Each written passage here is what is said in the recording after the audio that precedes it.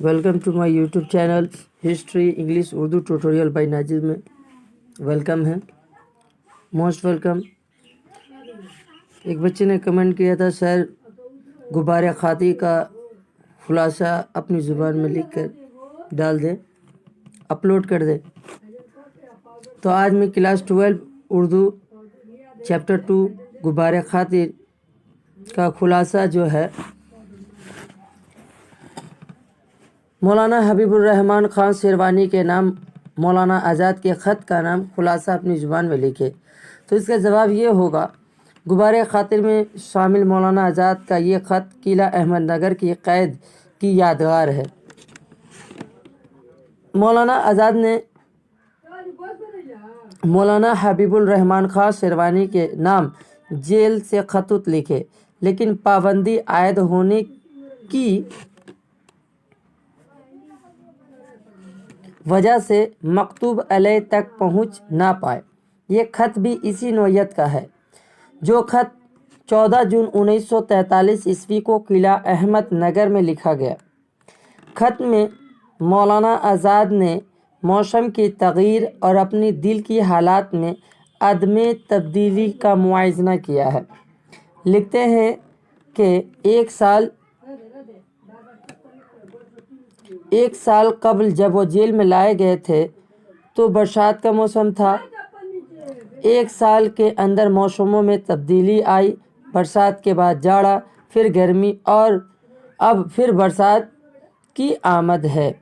दुनिया में इतनी तब्दीली हो रही है, लेकिन इनकी दिल की दुनिया में कोई तगीर वाक़या नहीं होता। इसमें एक सबात, एक ठहराव है। ऐसा लगता है कि इस बस्ती में कभी मौसम बदलता ही नहीं। मौलाना आज़ाद लिखते हैं कि जेल के शुमाली गोशे में एक नीम का दरख्त था, जिसकी एक टहनी वार्डर ने काट कर जड़ के पास फेंक दी थी। बारिश की वजह से सारे मैदान में हरियाली छा गई।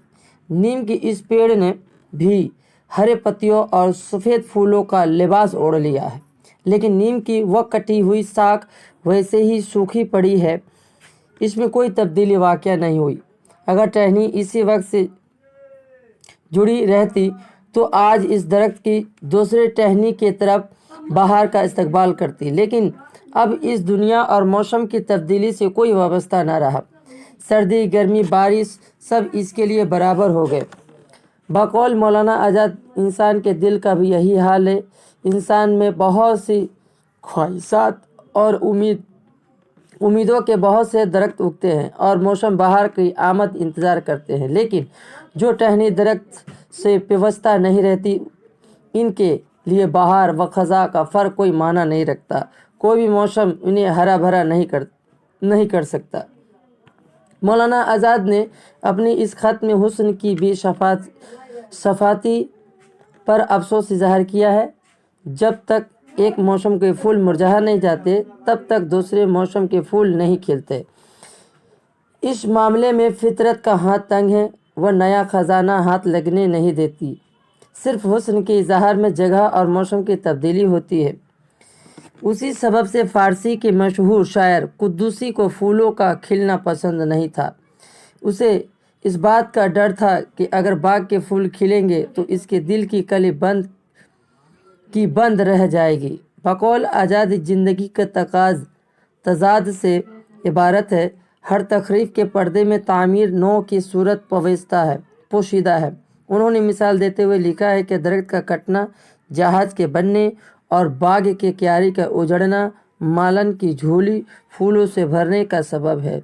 मौलाना आज़ाद हकीकत का इजहार करते हुए लिखते हैं कि इंसान की दिलचस्पियाँ किसी भी चीज़ पर हमेशा मरकूज नहीं रहती। इस पर तब्दीली वाक़या होती रहती है। लेकिन कल तक जेल का हर शख्स फूलों की रखवाली में लगा रहता था, लेकिन अब इन दरख्तों से किसी भी दिलचस्पी न रही। रखवाली करने वाले इन्हें हाथों ने इन मुरझाए हुए दरख्तों को उखाड़ फेंका, जिनकी किस्मत महज अब ईंधन बनना लिखा था। इंसानी ज़िंदगी पर भी यही असूल लागू होता है।